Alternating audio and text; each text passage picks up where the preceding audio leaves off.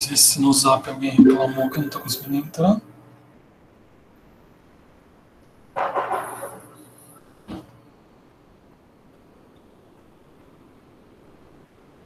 Aqui nada, no Classroom.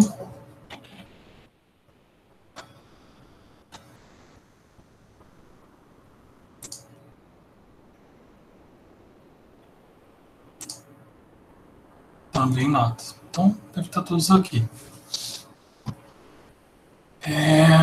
Então, bom dia a todos. Sejam bem-vindos aí para mais uma aula de informática, que tem a ver que é uma aula de informação, comunicação, tecnologia da informação, né?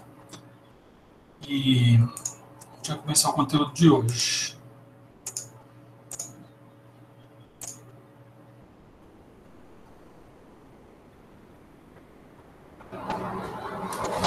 Então, na aula de hoje a gente vai começar com um pouquinho de vírus ainda. Vou falar um pouco sobre a agenda de hoje, só que a gente vai começar a abordar vírus de uma forma diferente a partir de hoje. Descobrir uma forma prática de dar um curso sobre vírus. Não é bem prática, mas o mais prático que dá para ser. A gente vai fingir que a gente está trabalhando com isso. Quando uma pessoa trabalha com a parte de segurança da informação e digital, como ela se comporta? Ela tem que acompanhar as notícias sobre vírus e continuar estudando programação, continuar estudando como funcionam as redes, continuar estudando como são as tecnologias que tem nos dispositivos, né, nos celulares, nos computadores, né, acaba estudando um pouco o sistema operacional. Ou seja, o cara que se protege, ele acaba estudando computação de uma forma mais geral, né? Não é à toa que esse profissional, ele está cada vez com um salário melhor e ele é cada vez mais importante nas empresas, tá?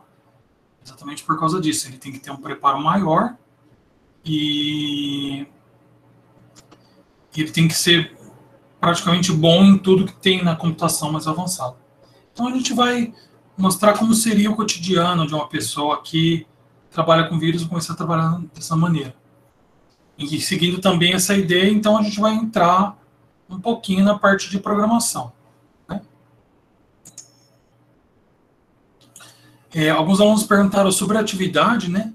Eu não consegui, não sei se eu cliquei errado, se eu entendi que a setinha de liga integrado com o Classroom para a direita era desligado ou ligado. Enfim, ela não está integrada normalmente. O que eu fiz foi abrir os forms que eu mandei para vocês e conferir que praticamente todos os alunos que eu tinha procurado, eles tinham feito a atividade, tá? Então, não tenho problemas com a atividade, tá? Ela está entregue. O que eu vou acabar fazendo eu vou tentar achar o botão de importar e ver se funciona, aí se não funcionar, eu vou digitar manualmente e pronto, anota. Mas o importante é que está todos recebidos, tá? A atividade que a gente fez. Se você acha que gosta de programar, acha que vai cursar computação, ou tem uma afinidade maior, tem uma certa facilidade, do meio da aula para frente a gente vai usar o DFC++ para o Windows, tá? Esse é o link para você baixar ele. Vou postar aqui para vocês. Mas lembrando que não é obrigatório, porque assim, eu não vou trabalhar a linguagem C com vocês, tá? É para programar na linguagem C. É para isso que esse cara serve. Eu vou falar da linguagem C hoje, vou explicar até por que eu vou falar, a importância dela e tal, mas eu acho que ela é uma linguagem que ela tem alguns problemas, né? Ela é muito difícil, ela não é didática, e ela tem a aplicação própria dela que eu acho que na idade de vocês não serve, tá? Mas se você tem, pode falar. Já baixou direto quando eu cliquei no link. Sim, então, mas se você gosta de programar, quer acompanhar, é mais ansioso, quer de qualquer jeito mexer para ver qual é, pode ficar à vontade, tá? Eu já testei, esse cara é livre de vírus, tá? O problema maior também é que não tem para o CPP Droid, eu coloquei ele, não é só o problema de ficar digitando código pequeno, não é o problema também que acho que código. Vocês vão perceber que é legal. Mesmo na aula de hoje já dá para perceber isso um pouco. É legal você ter a visão linha a linha, isso o celular dá, mas também é importante você ver de uma forma geral o código. E isso, programar no celular é uma coisa que não tem, tá? Na verdade, é péssimo. E... deixa eu fechar esse zap aqui, porque senão fica fazendo barulho, eu não gosto. Mas assim, se você não tem computador e tal, quer mesmo assim mexer, acha que tem afinidade, tem essa opção. O outro defeito que ele tem é que às vezes ele dá umas travadas, ele é meio chato para compilar. No computador também mas no celular é especialmente chato na hora de salvar. Ele fica falando que não pode salvar por cima do outro arquivo. Enfim. Mas é uma opção, não vai deixar de fazer se você acha que tem afinidade. Se você acha que não tem afinidade, acho que também não precisa se desesperar e ficar instalando e passando nervoso, porque não é o conteúdo de programar em si que eu vou cobrar, mas sim para que ele serve, a diferença entre os problemas lógicos e tal, e aí basta acompanhar a aula que já é o suficiente, tá? Se for instalar o CP Droid, por favor, não fica com o celular acompanhando, pagiando, porque demora, e aí você vai perder a aula toda. Clica para instalar e tira o celular da frente, tá? A mesma coisa não perde de instalar aqui. Se começar a demorar muito, ter problema, desencana, só acompanha a aula. Um lembrete importante é que eu não vou dar técnicas avançadas de programação, tá? A programação, ela exige que você tenha muita vontade de aprender, tá? E que a gente passe por um processo de aprendizado, que eu passe muito exercício. Eu acho que precisaria de mais horas também, tá? E aqui é uma turma de uma escola. Como eu disse, é um curso de comunicação, de tecnologia de informação, e não é curso avançado de programação. Isso não é, tá? Então, isso já pode aliviar muitos alunos que pensam que, eu tenho uma certa dificuldade e estou nervoso, eu já tentei programar e não deu certo, não aprendi. Bom, lembrando que, na idade de vocês, é muito normal tentar começar uma coisa e desanimar, assim como é normal também, às vezes, voltar e acabar se apaixonando por aquilo, tá? Então, não se preocupem com isso. Mais uma vez, a parte de programação não é o foco, então pode ficar tranquilo com relação à programação, tá? Mas eu quero que preste muita atenção. Sempre tem uma parte da aula que é o núcleo da aula.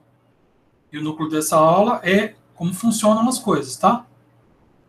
Então a gente vai começar com a parte de ransomware e depois um pouquinho de como funciona a programação, tá? E eu quero que vocês tornem o quê? Lógicos e críticos. Porque vocês podem usar a programação a favor de vocês no trabalho, vocês podem acabar trabalhando num setor tipo, por incrível que pareça, o setor de compras, ele é muito próximo da parte de computação. Por quê? Porque hoje em dia a compra é toda feita através do computador. A parte de contabilidade, ela também é feita toda em sistemas, né? Tá? Às vezes para programar as próprias planilhas, porque dá para colocar parte de programação nas planilhas, tá? Então a ideia é vocês se tornarem cada vez mais lógicos e críticos para usar esse conhecimento. Então vamos para essa parte dos vírus, tá? Parte de malware. Como eu disse, a gente vai começar a trabalhar assim, com notícia, entendendo notícia e se antenando. Como se fosse um profissional que trabalha com malware. Então, note como essa área é uma área fervorosa, né? O Android, ele é da Google, é um concorrente da Microsoft, né? Mas a Microsoft foi lá e lançou aí um documento explicando que tem agora um novo ransomware, que tem esse nome aí, mallocker.b. Sempre os nomes de antivírus são os nomes bizarros. Às vezes tem ponto, às vezes não tem. Então ele trava o botão Home do seu Android, né? Se você é um cara que já quer, não, eu já sei que eu quero isso para minha vida, então o que você tem que fazer é começar a seguir os autores desses trabalhos, né? Entrar aqui, pega o nome desse autor. Eu recomendo muito o Twitter. O Twitter, ele é uma ferramenta assim que ela é cheia de pessoas que trabalham com segurança de informação. E se você começa a seguir só essas pessoas, inclusive o autor desse trabalho aqui, ele tem o Twitter dele, eles estão sempre divulgando essas notícias, tá? E o que é esse cara? Ó? Note que foi divulgado dia 8, então foi semana passada, né? Lembra que a gente dividiu os malwares, né? E uma das categorias é o ransomware. E aí, para entender o que é o malware, você tem que entender por que ele é classificado como ransomware, como se comporta um ransomware. Ele se comporta da seguinte forma. Depois que ele contaminou, tá? Ele contamina, muitas vezes, toda a organização, assim. Tipo, ele acha a vulnerabilidade na empresa X, ela tem uma rede de computadores lá interligados, e aí vai contaminando uma atrás da outra. Mas não quer dizer que não pode pegar na casa de vocês, porque ele é feito de uma forma genérica. Tá? Note que aí, na definição, fala que você pode pegar em link de e-mail, download feito no site infectado, isso aqui é o mais comum. Uso de unidade USB já é um pouco mais raro, até porque a unidade USB está se tornando uma coisa rara. Né? E aí, esse cara, ele funciona assim, ele quer pedir um resgate. Então, esse aqui é o ransomware mais famoso de todos os tempos. Você chamava o WannaCry, que é praticamente tranquilo, quem vai trocar pelo computador não tem problema, tá? O WannaCry seria tipo o verbo to want, né? De tipo querer, cry, chorar. Porque ele já quer, com o próprio nome dele, intimar o usuário que pegou ele a ficar tenso, né? Ele quer, você perdeu os seus arquivos e aí você vai querer chorar por estar com aquilo, tá? Esse foi o que mais atingiu computadores no mundo, foi o caso mais famoso, ele saiu na mídia. Eu não lembro que ano que ele é, acho que 2017. É por aí, não faz tanto tempo assim, tá? E ele funciona assim, né? Aqui dá para ver a descrição. O que aconteceu? Seus arquivos foram encriptados. Posso recuperar? Claro, aí ele começa a falar assim, ó. Como é que você vai fazer? Você vai clicar no botão Decrypt e tal, seguir os passos. Mas como funciona isso? Isso aqui funciona o seguinte, o cara dominou a sua máquina de um certo tanto que ele instalou um programa e, além de encriptar os seus arquivos, ele ainda está colocando um programinha na frente para falar assim, como é que você faz para pegar os seus arquivos de volta. Tá? O valor que cobra é caro. Eu acho que depende da quantidade de dado que ele encontra. Ele faz uma conta lá para te cobrar em Bitcoin.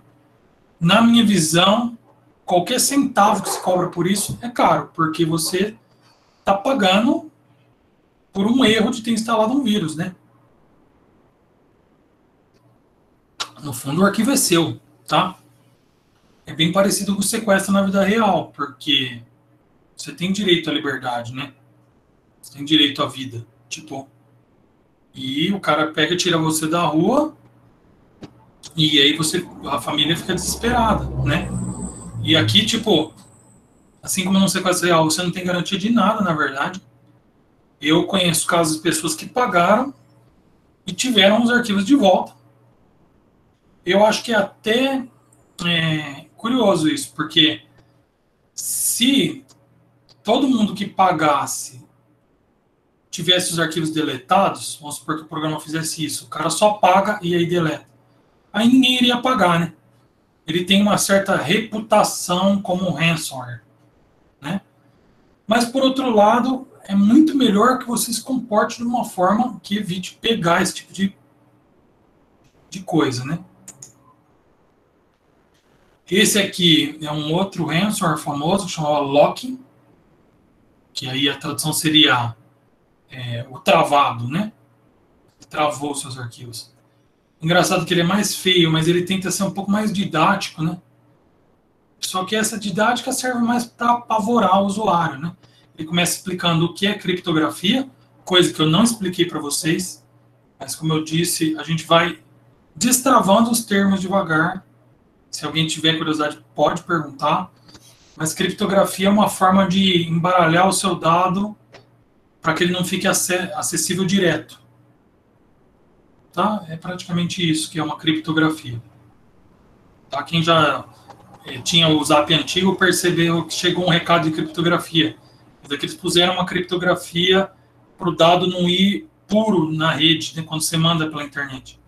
Antigamente era muito fácil você interceptar um dado mandado pelo Zap. Hoje em dia é meio fácil, não é tão fácil. Mas continua sendo uma criptografia meio fraca, tá? Para quem confia muito no Facebook, tem que tomar cuidado. Até porque iria sobrecarregar os servidores deles, né? E aí ele ensina. E é curioso como as ferramentas de sigilo que existem online, no caso aqui é o Tor, né?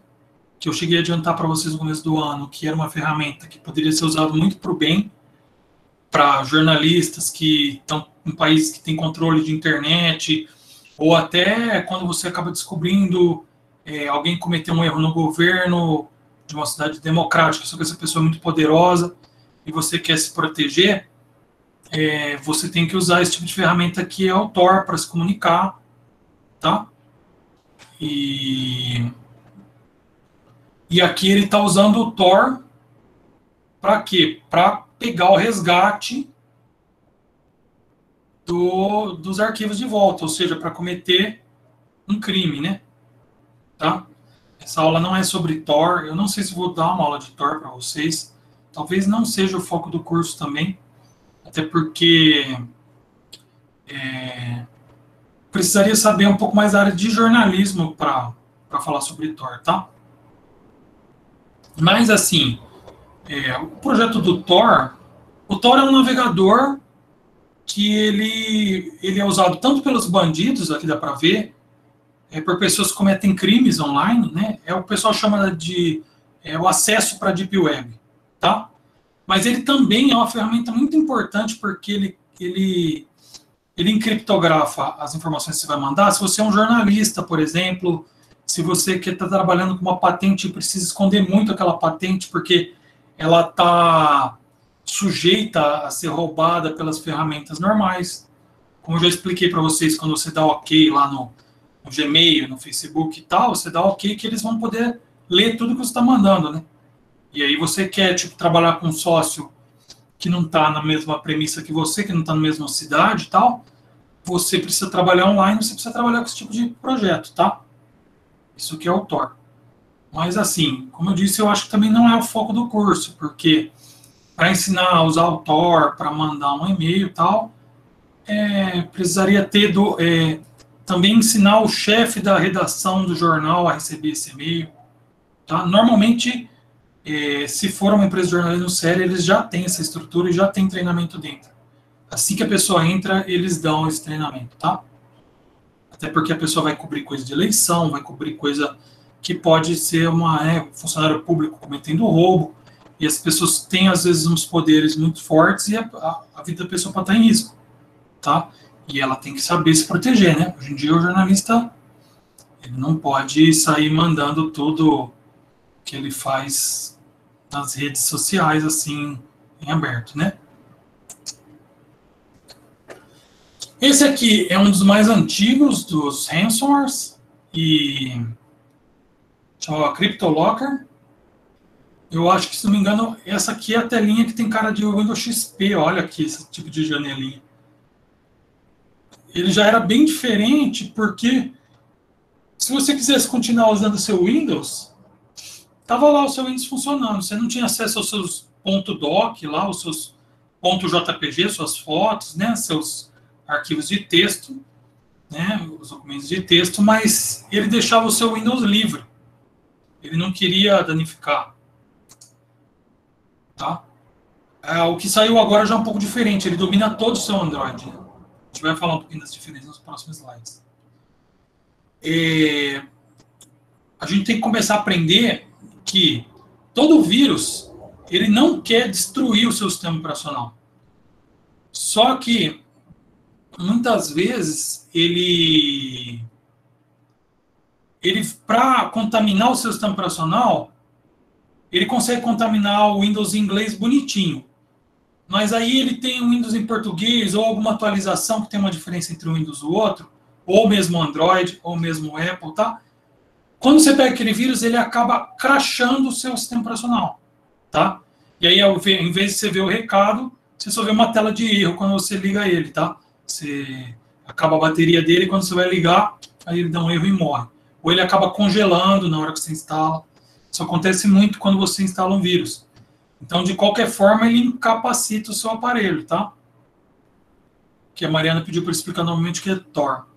O Tor, ele parece o Google Chrome, ele parece o Firefox ou o Internet Explorer, Microsoft Edge, tá?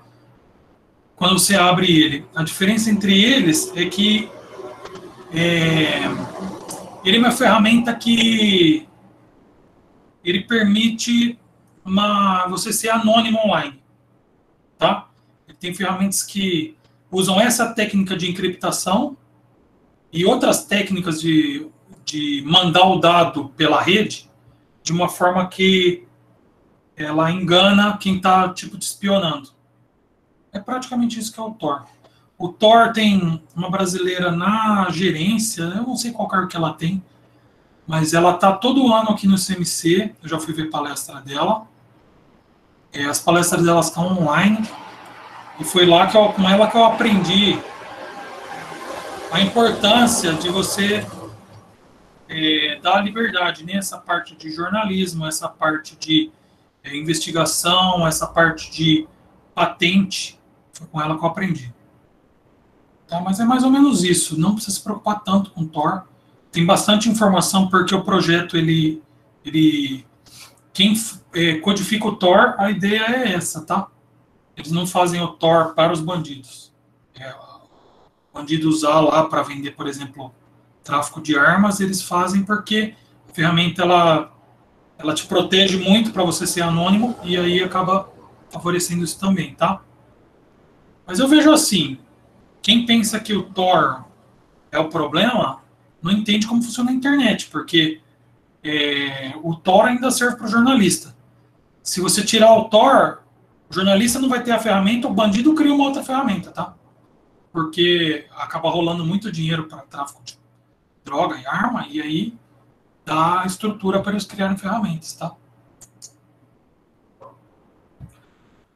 Então, a gente estava falando das diferenças. O tradicional, ele encripta os arquivos, domina uma parte do seu SEO para colocar uma telinha te avisando, tá? Mas ainda daria para acessar. Já o Mallocker, ele é bem diferente. Você vê, ele saiu agora em outubro. Ele domina o seu Android totalmente. Não tem o que fazer. Ele trava o seu Android. Qualquer botão que você aperta não funciona. Tá? Ele liga na hora que você aperta o botão Home, pelo que eu li no artigo da Microsoft. E ele não encripta os dados, né? Ele trava o aparelho. Tá? Já foi provado pelo artigo que ele está na Aptoide. Então, se você usa isso em aparelhos críticos que têm acesso a banco, que tem dados sigilosos, que tem senhas, que você não pode ficar sem de forma nenhuma, se formatar já resolve? Resolve. Não quer dizer que 100% dos aplicativos da Aptoide tem. Foi encontrado em um aplicativo lá da Aptoide, tá? Foi encontrado também em vários sites que prometiam dinheiro para o usuário. Por enquanto, todos os celulares que foram achados com esse ransomware são da Rússia. Porque a Rússia, essa aqui é a cara dele quando você está infectado com ele. Tá? Ele não conseguiu descobrir ainda, porque foi muito nova a recente descoberta desse cara, se ele vai infectar aparelhos de outras línguas, porque tem vírus que são voltados só para aquelas línguas, nem que eles crasham outras sistemas operacionais em outras línguas, tá? Às vezes não, nem contaminam, porque não é o foco. O cara programa para a pessoa contaminar os da Rússia. A Rússia, ela tem algumas características que vocês vão aprender em geopolítica, tá? Por ela ter sido um país que entrou no regime, depois saiu e tal, e aí começou a emprestar dinheiro. A Aptoide é um software que distribui os softwares pagos da Play Store pirata, sem ter que pagar. Você instala ele, mas pelo visto está aí já um dos primeiros preços que você paga, né? Trava o seu aparelho, tá? Aí você provavelmente vai ter que levar num técnico para restaurar o de fábrica ou tentar pagar em Bitcoin aí o resgate do seu celular, certo? Vocês ficou claro aqui que o celular da pessoa só tem essa tela. E aí ele dá 24 horas para a pessoa pagar em Bitcoin. Ele é tipo uma store. APK não é um aplicativo pirata, tá? Quando você baixa da Play Store, ele instala um APK no seu celular também. É que quando você entra na Aptoide, você baixa o APK pirata modificado. E aí por isso que você acaba... Quando você vê APK, você só vê baixando coisa pirata. Entendeu? Mas na original também tem um APK, que é o pago e tal. É que você não vê, né?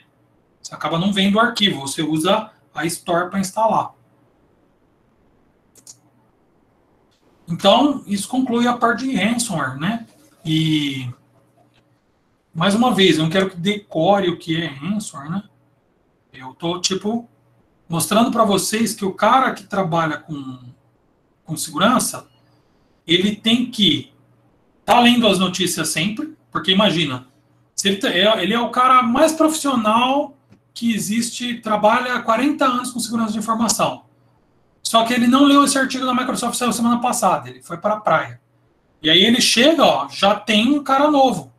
Ele é lá da Rússia, e aí ele chegou no emprego, algumas pessoas instalaram a Aptoide lá e estavam com o celular travado. Ele já não ia saber o que é.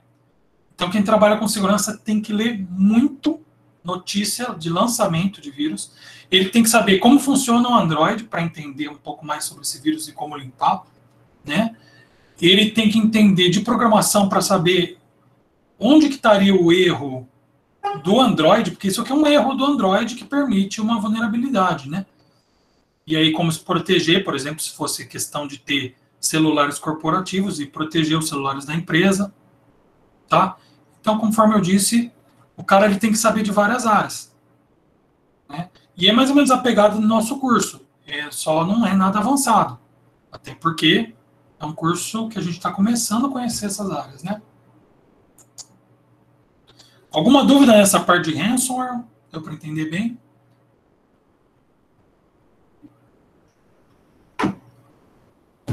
Não? Então, bora para a próxima aqui. Essa é a primeira aula de programação. Né? Eu nunca tinha entendido direito essa frase de programar uma arte até eu ter que começar a programar coisas mais avançadas, tá? Quando a gente começa a programar, a gente segue muito o manualzinho, certo? Quando a gente começa a programar coisas muito complexas, elas começam a ter vários caminhos que o usuário pode seguir, várias coisas que o cara pode digitar, vários lugares que ele pode clicar, vários softwares que ele pode instalar junto, que podem acabar causando erro no seu software, né? Então, programar acaba se tornando uma coisa que tem a ver com dominar a complexidade dos problemas, na parte mais avançada. Aqui é só uma piadinha, o Geek and Poke, ele é um programador que faz quadrinho. Então, tem muito a ver com quem trabalha com programação, costuma gostar muito, porque ele faz as piadinhas que tem a ver com a área. Entender um pouco de programação é entender que muitas vezes a programação ela é legal e é igual uma borboleta, né? Quando você pega ela e olha ela de perto, ela tem um lado feio. Mas de longe, quando o seu software funciona, ela tem um lado muito bonito, tá? e que muitas vezes a gente espera que a programação seja você dar ordem para o computador, e até isso, só que a ordem que a gente manda para o computador, ela tem que ser muito bem estruturada, tá? Ela tem que seguir um padrão muito fixo. Mas isso não quer dizer que se torna um bicho de 7 cabeças, tá? Mariana, acho que só você está reclamando, talvez eu vou digitar isso para ela.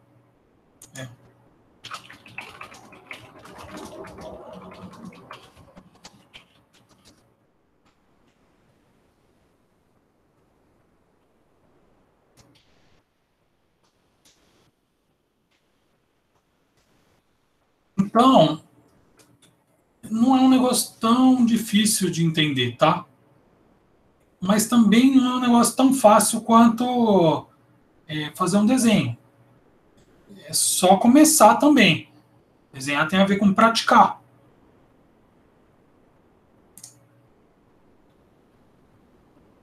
Quando a gente pensa assim, programar. O que é programar o seu dia? Alguém quer responder? O que é programar o seu dia?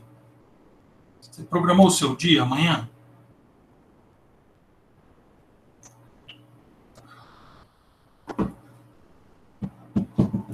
E aí? Olha lá, alguém falou planejar tudo o que vai acontecer. Ver o que eu tenho que fazer. É isso também. Né? Isso, ó, você pode fazer uma listinha do que você vai fazer no dia. Você pode ir fazendo cheques nela. Né? Tipo, isso aqui eu já fiz, isso aqui eu já fiz. Tá? O que é programar um alarme? Programar um alarme é ir lá, pegar no celular, digitar algumas coisas para que uma hora o alarme dispare. Programar tem muito a ver com essas duas coisas, não é bem isso. Porque programar tem a ver com programar um algoritmo, né?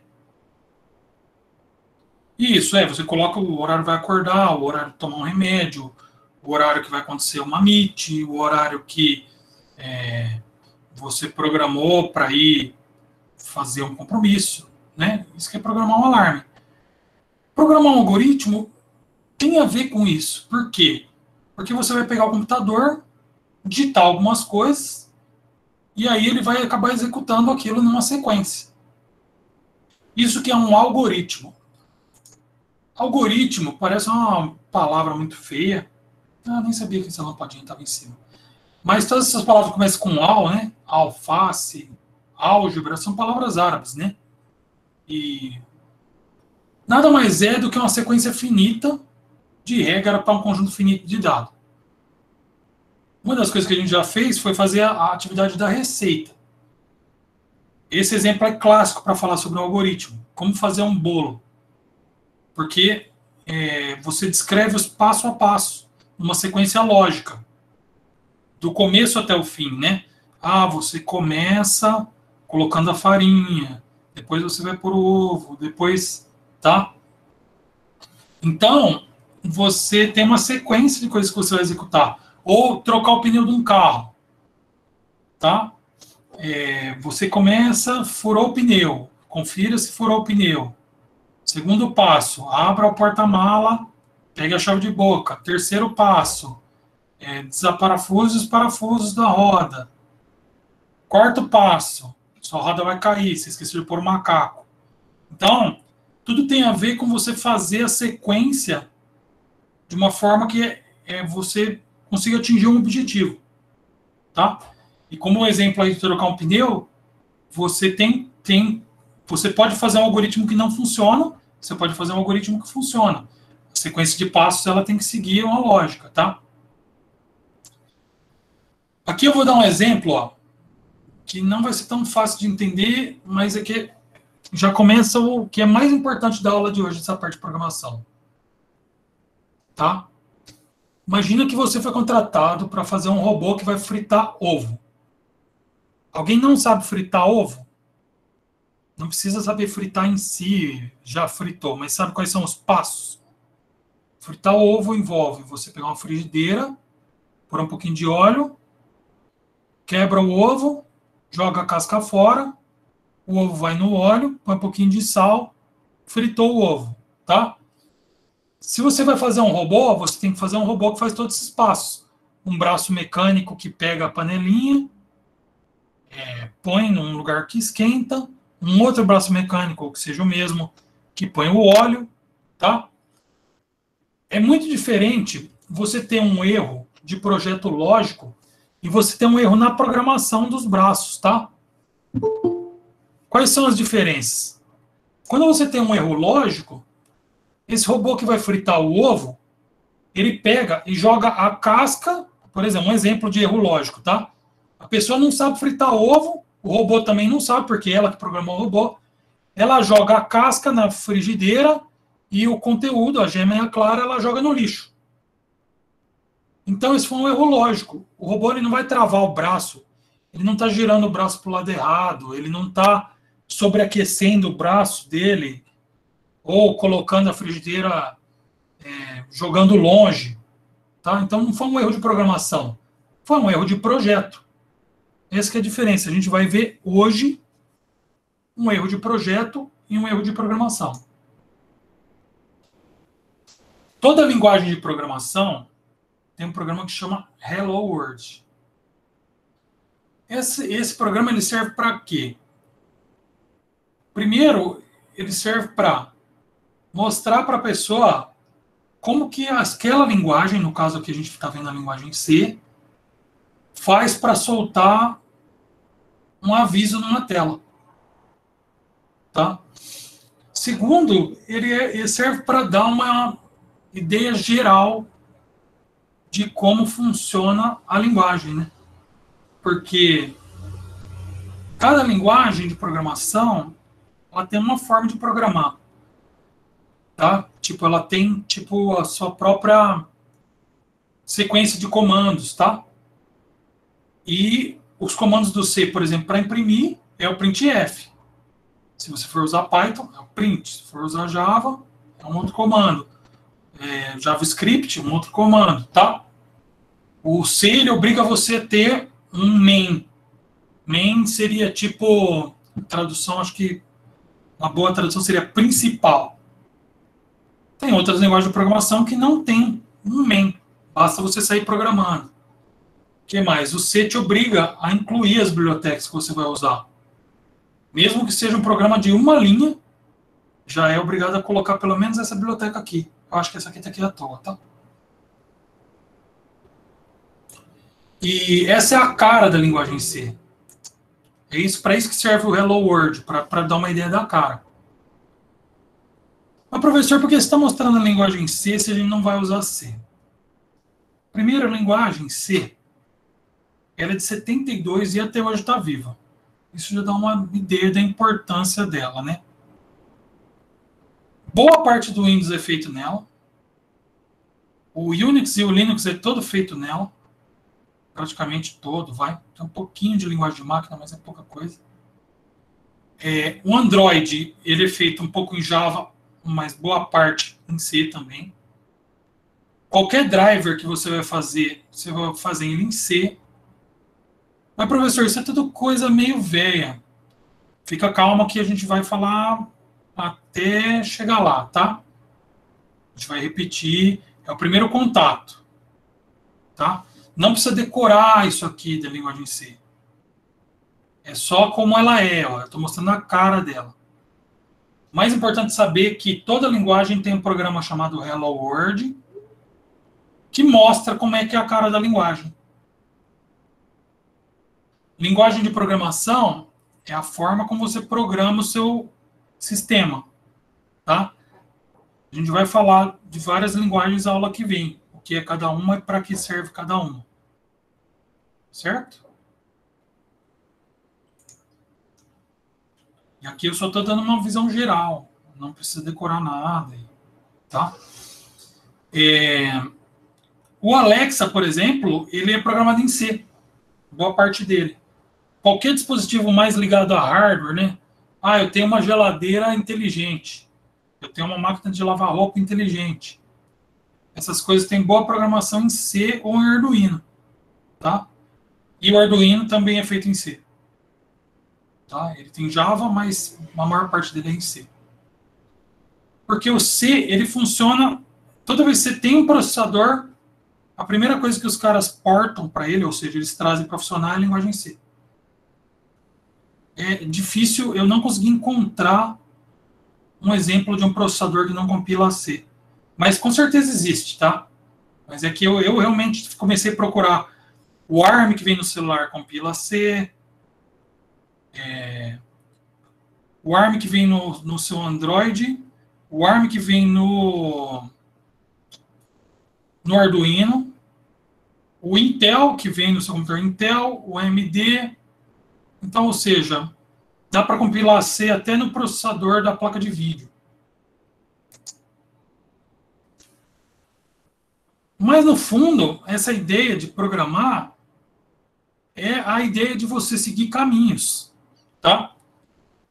Significa o seguinte, quando você manda executar um programa, você sai de um início. E aí ele pode imprimir alguma coisa aqui, tal, acontecer algumas coisas aqui, tá oculto aqui, tá? E na programação sempre vai ter condições. É praticamente esse o poder computacional. Isso que é um poder da computação de hoje em dia. Já expliquei para vocês que computação quântica não se aplica tanto isso, tá? Mas na computação tradicional, o poder de processamento tem a ver com isso. De você chegar numa condição, e aí se ela for verdadeira, você executa comandos. Se ela for falsa, você pode executar comandos ou não. E pode ser o contrário também, né? Pode ser que o falso execute comando e a verdadeira não, tá? Mas o ponto é fazer caminhos diferentes, comandos diferentes, de acordo com o que acontece com a entrada que você dá, com o que acontece. Esse aqui é um programa mais complexo, que mostra um pouco mais da sintaxe do C, e mostra que o C ele pode ser bem diferente, tá? Porque, por exemplo, essa estrutura do for com vírgula não funciona em todos os Cs, depende da versão. Então, as linguagens, elas têm diferenças já aí. E aqui agora a gente vai rodar um código, tá? Esse é o código que a gente vai rodar. Para quem quiser esse código aqui para rodar, eu vou postar ele aqui no chat do Meet.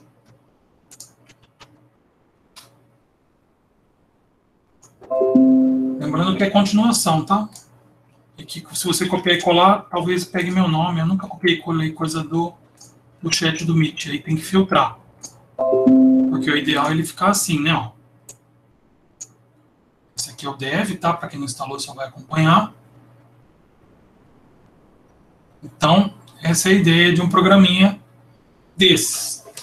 Quando você olha, as linhas elas estão em sequência e não parece aqui que existe um caminho a ser seguido. Mas existe, porque a gente tem uma estrutura if, uma estrutura C. Tá? Quando a gente executa esse cara, vamos ver se a execução dá para enxergar direitinho, vocês podem me dar esse feedback. Ele pede um número inteiro, 1 por 3. Um outro número inteiro, 1 por 4. Quando a gente soma 3 com 4, ele faz a soma aqui, ó. Aqui vem o 3, aqui vem o 4. A soma dá 7. Certo? Ele imprime essa soma para a gente.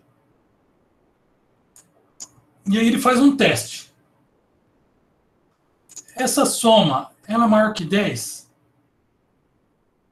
Se ela é maior, eu vou imprimir esse texto aqui.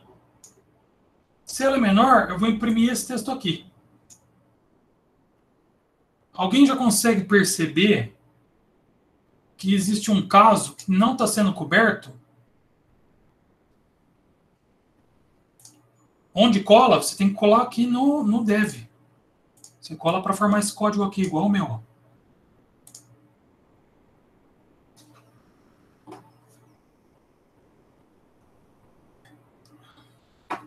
Não sei se chegaram a fazer algo parecido.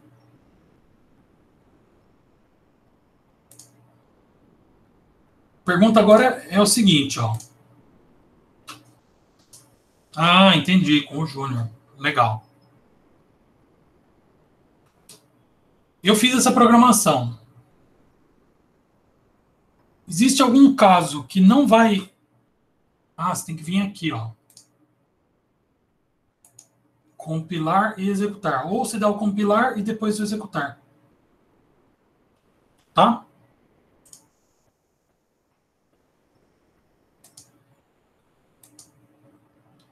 Existe algum caso aqui que ele não vai imprimir nada? Alguém consegue perceber?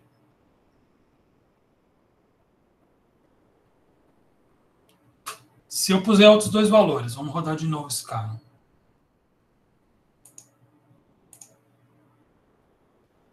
Ah, ele está com a saída aberta, não precisa fechar.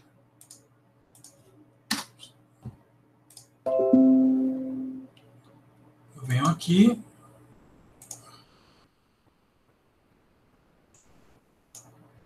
Um caso deu 7, vamos por um outro caso 6 mais 7. Deu 13, ele fala que é maior que 10. Tem um caso que ele não vai imprimir nada depois. Ele só vai imprimir o valor da soma. Que caso que é?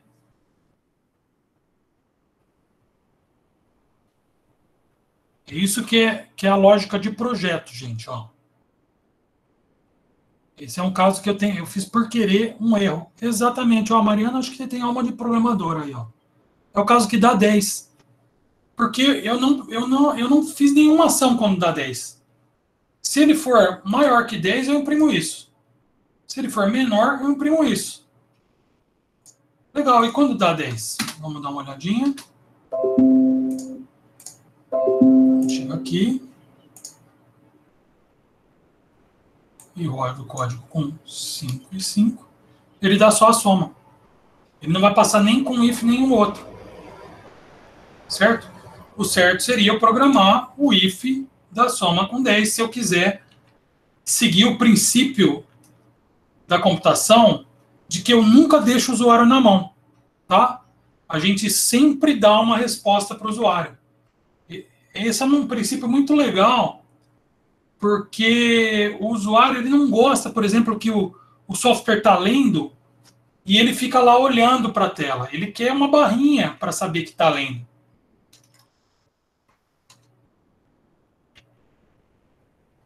Eu não lembro se no C é 2 igual a 1, eu vou testar na hora. Essa é uma forma também de... Ah, o output ainda está aberto. De se programar, tá? Meio que a gente chama de tentativa e erro. Não é o ideal, né? Mas funciona. 5 e 5. Então o valor da soma igual a 10 é esse aqui. E o valor da soma é 10, é esse aqui. Então, a aula de hoje ela não é sobre C, não é sobre falar que o printf é o cara que imprime, o scanf é o cara que pega o que eu estou digitando. Aí você tem que declarar int para A, int para B, para depois somar com B, soma como é uma soma de dois inteiros, porque esse aqui não é um curso de programação avançado, muito menos um curso de C, tá?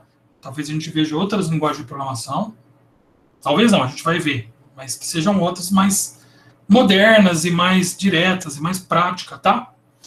Mas a ideia para vocês é mostrar como que se programa, qual que é o cotidiano de uma pessoa que programa. Não tem nada a ver com você ver aqueles hackers digitando igual uns loucos.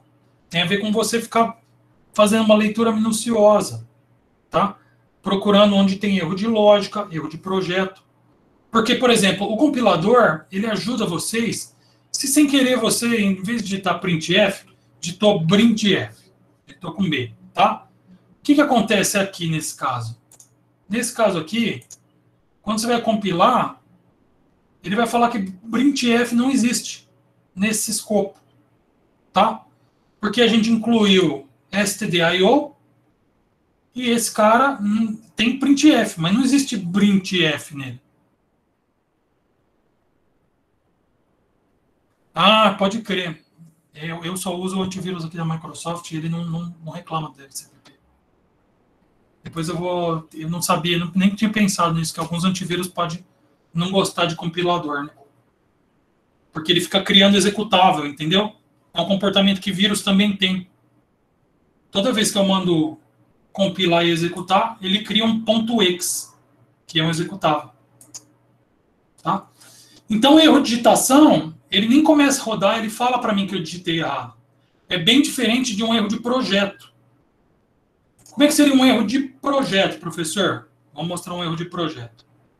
Um erro de projeto é o seguinte. Eu venho aqui e faço assim. Ó.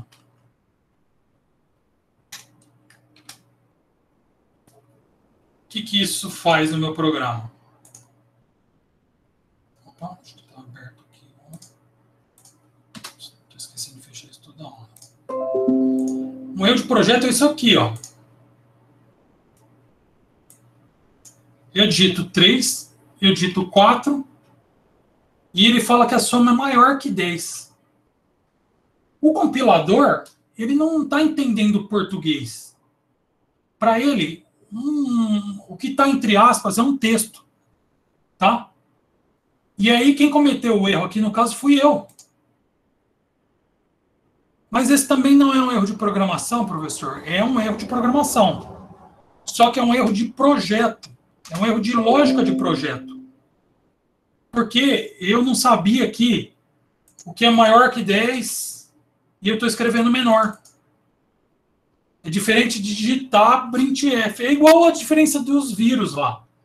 É muito mais fácil para a gente encontrar o erro se a gente sabe se foi digitado algo errado ou se a pessoa pensou errado. A mesma coisa quando a pessoa não sabe fritar um ovo e ela acha que o ovo é frito com a casca. E aí você tem que explicar, não, olha, a casca é o que vai jogar fora. Sei lá, a pessoa não tem galinha onde ela vive lá, nunca viu ovo. Tá?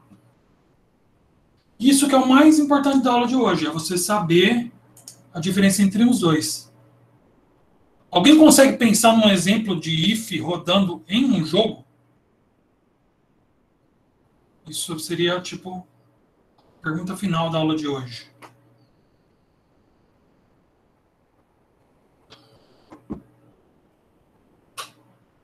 Quando está rodando um jogo, a minha estimativa é que deve acontecer uns...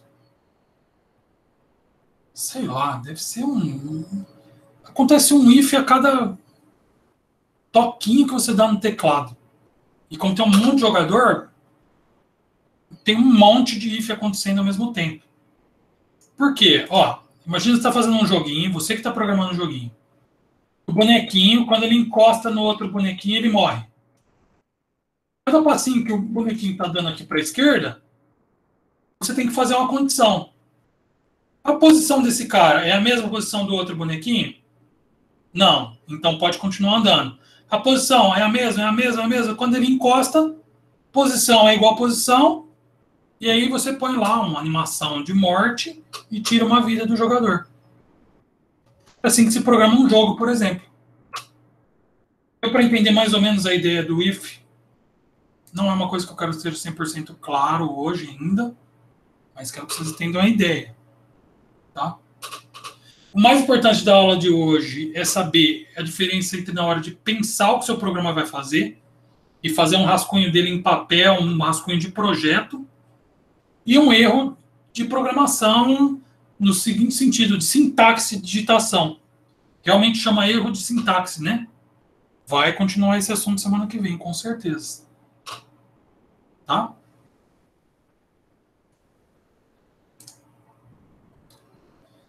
Então, para a aula que vem, eu vou querer que vocês façam o seguinte. Comecem a pesquisar algumas linguagens de programação. Comecem a pesquisar sites para a gente programar. Que aí, na semana que vem, a gente começa a debater isso. Posso passar uma atividadezinha para responder. Tá? E aí encerrar a aula de hoje com isso. Certo? Entenderam o que é mais ou menos para fazer? Porque existem sites que você pode jogar esses códigos assim. E aí talvez seja melhor do que ter que ficar todo mundo instalando um programa para compilar. E aí cada um instala um programa. E aí a gente tem que aprender como é que compila em tal programa, como é que compila no outro. A gente vai acabar chegando num consenso. A aula que vem vai ser mais ou menos para isso. Tudo bem? Alguém ficou com dúvida sobre o que é para fazer? Não?